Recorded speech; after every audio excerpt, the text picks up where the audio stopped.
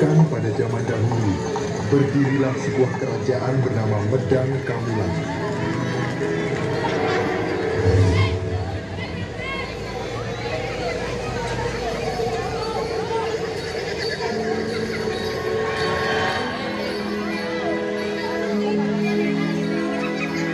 Kerajaan tersebut dipimpin oleh seorang raja yang jahat bernama Prabu Dewata Cengkar.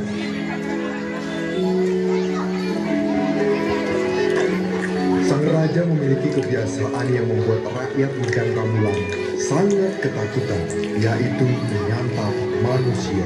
Tidak ada yang berani menentang keinginannya.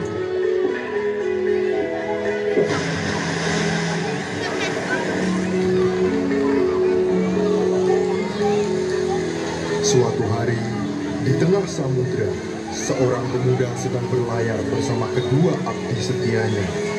Pemuda itu bernama Aji Saka, dan kedua abdinya bernama Dora dan Sembada. Aji Saka berasal dari bumi Majeti, akan tetapi ada beberapa yang menyebutkan bahwa dia berasal dari Jambu Dwipa, India. Mereka pun berlayar menuju ke sebuah pulau bernama Jawa Dwipa yang terkenal kaya raya. Karena itu Aji Saka tertarik untuk menjejakkan kaki di pulau tersebut.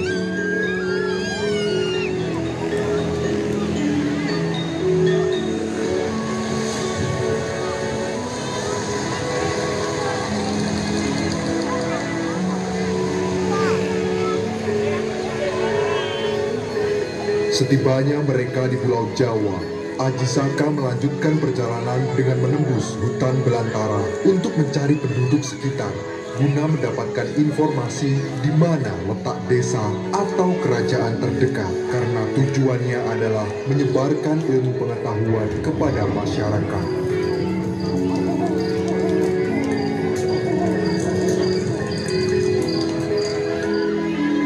Oleh warga setempat, mereka diarahkan untuk menuju ke sebuah kerajaan bernama Medang Kamulan.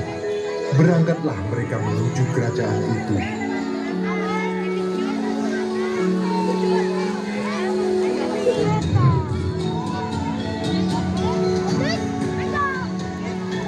Ketika sampai di pegunungan Kendeng, mereka memutuskan untuk beristirahat sejenak.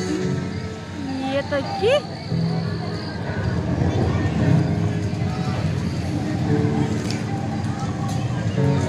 Di tempat itu Aji Saka menitipkan keris pusakanya kepada Sembada sambil berpesan untuk selalu menjaganya, dan jika nanti ada yang memintanya, jangan pernah diserahkan kecuali Aji Saka sendiri yang datang untuk mengambilnya. Sembada pun dengan sigap menyanggupinya.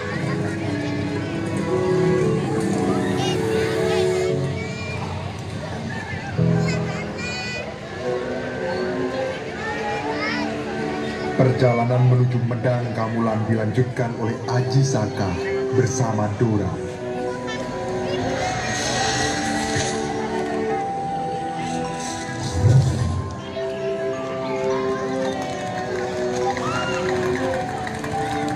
Sesampainya di negeri Medang, mereka tiba di sebuah desa dan bertemu dengan seorang janda tua bernama Nyai Sengkaren.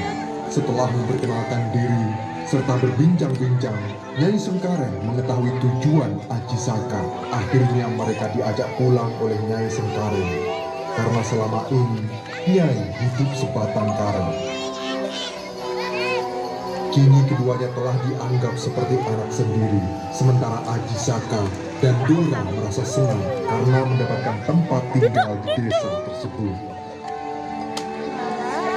Selama tinggal di desa itu, mereka berdua rajin membantu pekerjaan rumah. Selain itu, mereka juga sering bergaul dengan para penduduk desa. Keberadaan keduanya juga disenangi oleh warga karena budi pekerti yang santun. Suatu ketika saat berbincang dengan salah satu warga, Aji Saka memuji keadaan negeri Medang Kamulan yang begitu subur dan makmur. Namun hal berbeda nampak dari raut wajah warga tersebut ketika menjawab pertanyaan Aji Saka. Ya, seperti inilah keadaannya, Tuan. Akan tetapi kami hidup dalam bayang-bayang ketakutan. Bahkan sampai ada warga yang mengungsi dan meninggalkan desa karena raja yang kejam. Tempat ini Negeri ini diperintah oleh Prabu Dewata Cengkarna, seorang raja jahat yang memiliki kebiasaan aneh. Tiap hari dia meminta kepada patinya agar dibawakan manusia untuk disantap. Aji Saka memahami ketakutan warga karena sewaktu-waktu prajurit kerajaan bisa datang dan membawa mereka kepada sang raja untuk dijadikan santapan. Hingga suatu hari terjadilah kepanikan. Banyak warga yang berbondong-bondong pergi meninggalkan desa karena tersiar kabar bahwa prajurit dari kerajaan akan datang untuk mencari orang yang bisa dijadikan santapan sang prabu. Tak perlu menunggu waktu lama, Patih bersama para prajuritnya telah tiba di desa itu. Mereka keheranan karena desa itu nampak begitu sepi, tak ada seorang pun di sana.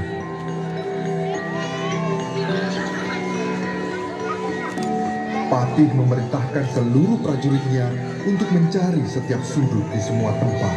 Akan tetapi hasilnya nihil. Mereka tidak menemukan siapapun. Aji Saka berinisiatif mengajukan diri untuk menjadi santapan menggantikan warga desa. Semula Nyai Sengkaren melarang Aji Saka. Akan tetapi dia yakin bahwa sanggup menumpas angkara murka di tempat itu. Hayalah hamba saja, Patih. Hamba kasihan melihat warga tak berdosa menjadi korban penungkaran Prabu Dewata Cengkarna. Hamba Aji Saka, hamba siap dan rela untuk dijadikan santapan sang Prabu. Melihat ketulusan Aji Saka, sang patih sebenarnya tidak rela menjadikannya santapan bagi Prabu Dewata Cengkarna. Akan tetapi karena Aji Saka memaksa, akhirnya patih membawanya pergi menuju istana.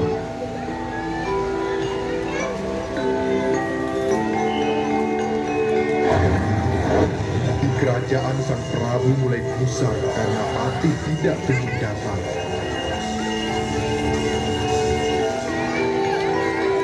Dia berpikir, apakah warga yang biasa dijadikan santapan telah habis? Dia pun bergumam, jika nanti setidaknya ada satu manusia yang bisa disantap akan dituruti semua permintaannya.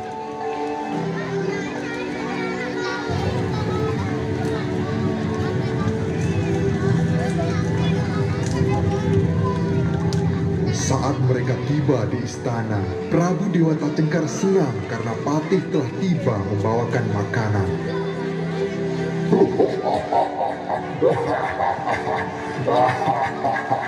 Siapa namamu anak muda? Aku dengar dari Patih, engkau siap menjadi santapanku hari ini. Maaf Baginda Prabu Dewata Cengkar yang agung, saya Aji Saka. Sebelum hamba menjadi makanan Baginda, izinkan hamba meminta satu hal. Cepat katakan apa keinginanmu. Aku akan mewujudkannya. Aku sudah sangat lapar sekali. Hamba hanya ingin sebidang tanah seluas kain yang hamba bawa ini. Hanya itu yang kau inginkan. Apa engkau serius? Baiklah, ambil saja jika kau mau. Aji Saka segera membuka kain yang dibawanya dan meminta Prabu Dewata Cengkar memegangi ujung kain. Sang Prabu menurutinya dengan senang hati.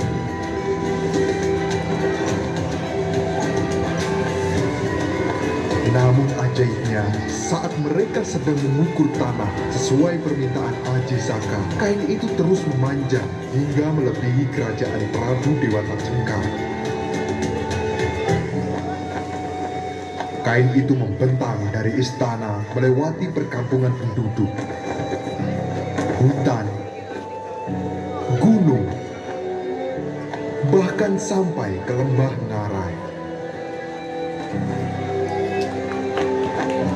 Sang Prabu terus melangkah mundur, mengulur kain Aji Saka. Semakin lama semakin jauh, dan tiada habisnya hingga sampai di tebing curam tepi laut selatan. Menyadari keanehan itu, Prabu Dewata Cengkar sangat marah. Dia baru mengetahui niat yang sebenarnya dari Aji Saka, yaitu untuk mengakhiri kekuasaannya atas kerajaan Medang Kamulan. Namun dengan kesaktian Aji Saka, kain yang membentang itu tiba-tiba melilit tubuh Prabu Dewata Cengkar.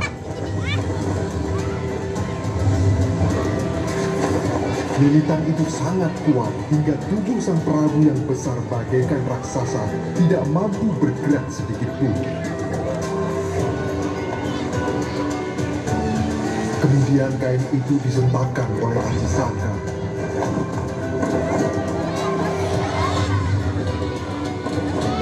Seketika tubuh Prabu Dewata Cengkar terlempar ke dalam laut selatan yang berombak besar. Dengan sekejap, tubuh raksasa itu hilang di telan ombak yang ganas. Atas keberhasilan Aji Saka menyingkirkan Prabu Dewata Cengkar, rakyat Medang Kamulan bersorak-sorai. Mereka bahagia karena terbebas dari raja yang suka menyantap manusia.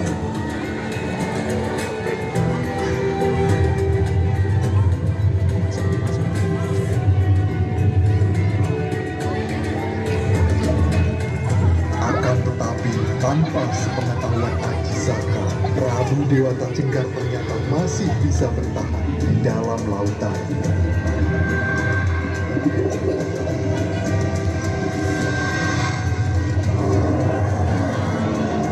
Dengan ilmunya, dia berubah menjadi buaya putih dan menghilang entah kemana.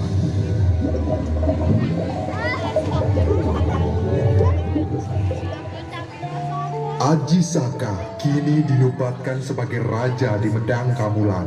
Dia menjadi raja yang baik hati dan bijaksana.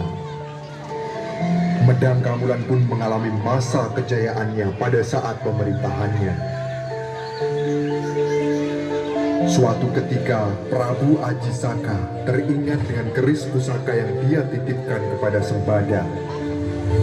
Dora, tolong kau ambilkan keris yang kutitipkan pada Sembada di Pegunungan Kendeng, tempat kita beristirahat dulu. Baik Prabu Aji Saka, hamba laksanakan. Dora akhirnya pergi menemui Sembada.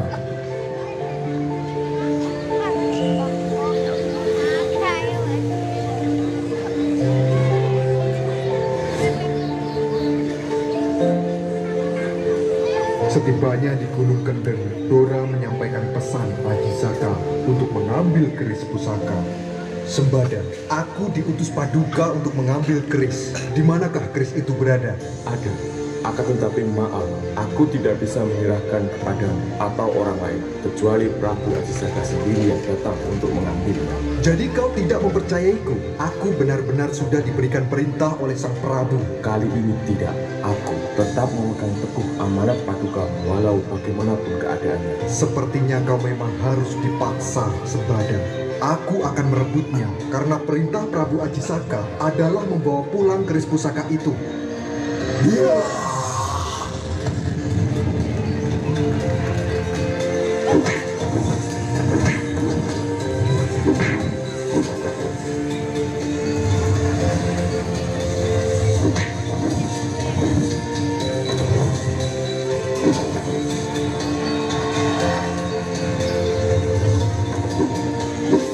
Sementara itu di istana Medang Kamulan, ada sesuatu yang mengganjal dalam benak sang Prabu.